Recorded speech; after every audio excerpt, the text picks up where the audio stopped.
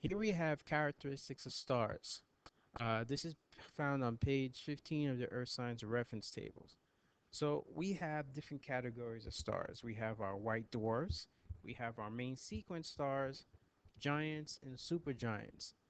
Along with the categories, we have the names of some of these stars, some of the examples. All right. Now also, here in the typical graph, we have an x and y axis. And with this graph, it gives you multiple types of information on both the x and the y axis. For example, on the y axis, on the left side, well, pardon me, on the right side, it tells you the size of the stars. So towards the bottom, the stars tend to be small. And as you go towards the top, the stars tend to be large. So, for example, stars like Precion B, uh, Precion B is a small star. And you have Proxima Centauri, Barnard star. They're all smaller stars compared to the other stars. When you get to, say, Betelgeuse and Deneb, Regal, these are the supergiants. They're huge. They're very massive stars. On the opposite side, we have the luminosity. Luminosity refers to the brightness. Okay, so it tells you how bright the stars are.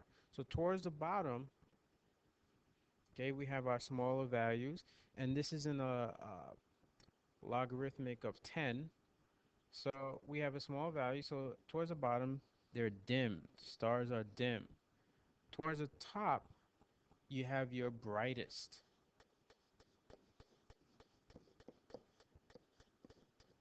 Okay, so for example, going back to Precion B, Proxima Centauri, Barnard star, they're dim. Okay, they're dimmer stars in general. As you go towards the top, uh, Spica, Regal, Betelgeuse, they're brighter stars. They're much brighter. And you can see there's a relationship. The smaller the stars, the dimmer they are. The more massive or larger the stars, the brighter they are. On the x-axis, it tells you the temperature of the stars in kelvins, degrees kelvins. Right? So towards the left end, you have your warmer temperature. Okay, so they're much warmer, or it's really hotter. They're very hot. And towards the other end of the spectrum, you have your cooler stars. Okay, you have your cooler stars. And you have those that's in between. So for example, if you look at the sun, so our sun has of a temperature just roughly a little more than 6,000 degrees Kelvin. Now, if you take, for example, Regal, Regal has a temperature of about 10,000 degrees Kelvin, right? So it's a much warmer, much hotter star, okay? Uh, Barnard star, Barnard star has a temperature of just about 3,000 degrees Kelvin. Now, a lot of times on the regions, they're going to ask you to compare and contrast these type of stars. For example, if you compare the sun and Polaris, so the sun and Polaris, they roughly have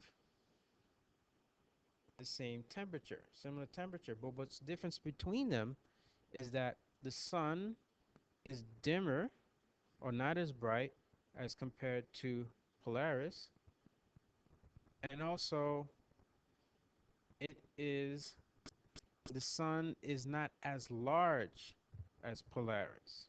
Okay, so it's not as large as Polaris. And you can see here the luminosity is on this side. Okay, so we see that Polaris is much brighter than the sun, although they're very similar in temperatures. So these are some of the things that tends to be asked. So let's look at a couple of questions. Okay, so it says the star Argol is estimated to have approximately the same luminosity of the star Aldebaran and approximately the same temperature as the Rigel. Algol is best classified as.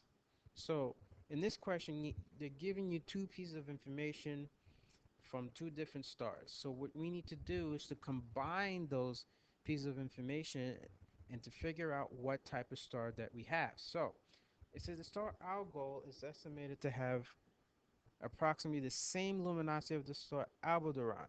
So we have to find Aldebaran. Aldebaran is right here, and the luminosity is somewhere along here. And the same temperature as Rigel. So now we want to find Rigel. Rigel, as we mentioned before, is right here. So the temperature. Now it wants to know if you can combine these two characteristics, what type of star it would be.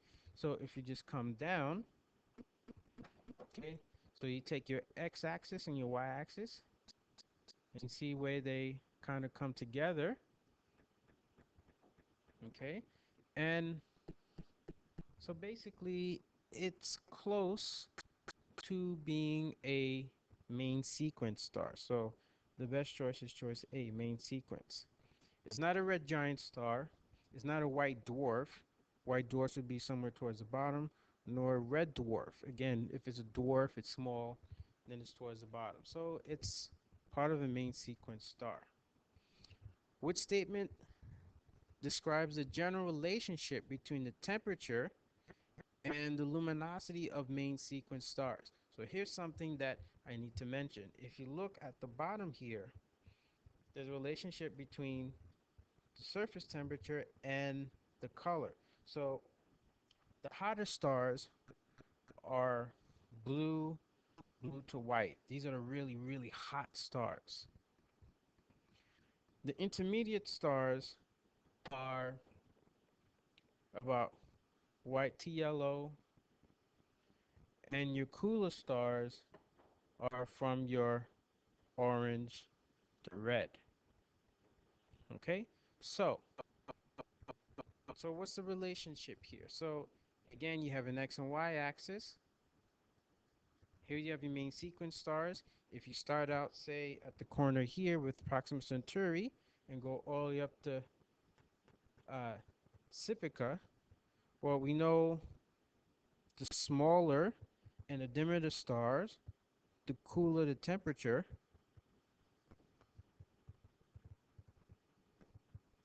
the larger the star, and the brighter, the warmer the temperature. So let's see which one best describes that. A, as temperature decreases, luminosity increases. Okay. B, as temperature decreases, luminosity remains the same. No. Okay.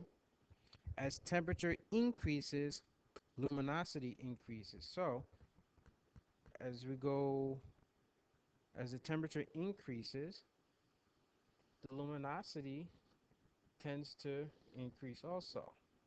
Okay, let's see. And as the temperature increases, luminosity remains the same. So the best choice is choice C, right? So we have a direct relationship.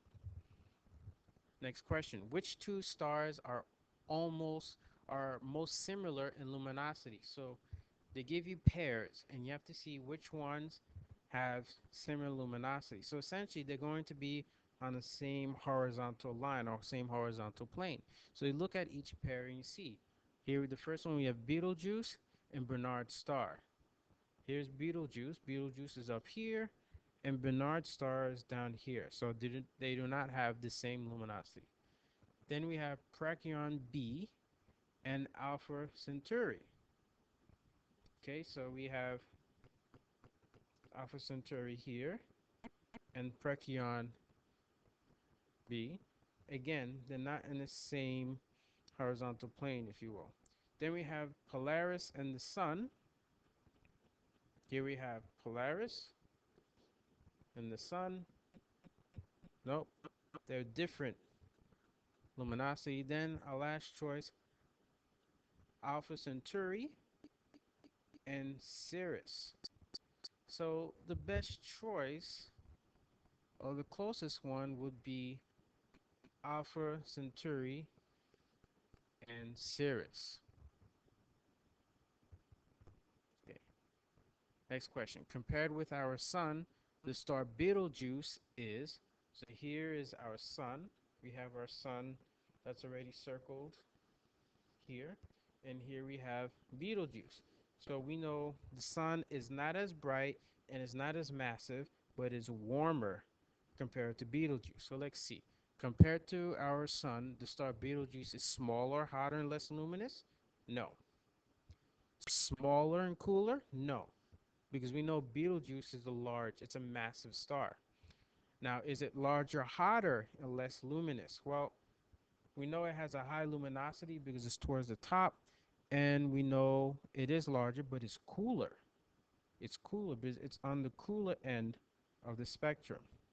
So the best choice is going to be choice D. It's larger, but it's cooler and more luminous. Which star color indicates the hottest star surface temperature? The hottest surface temperature, well, the hottest temperature is around 30,000 degrees Kelvin, and the closest color would be blue. So our best choice would be A, blue. And lastly, which of the following stars is least bright? So a couple ways you can look at it. If it's least bright, it has to be towards the bottom. So it's not the sun. The sun is at the middle. It's it's an average, has an average brightness. Then you have a blue supergiant. Well, supergiants are the larger massive stars, so they're brighter. So that's out. So the sun and blue. Then we have a white dwarf. Well, white dwarfs are towards the bottom. They're not as bright. Then you have a red giant, which is again a brighter star. So the best choice would be choice C, a white dwarf.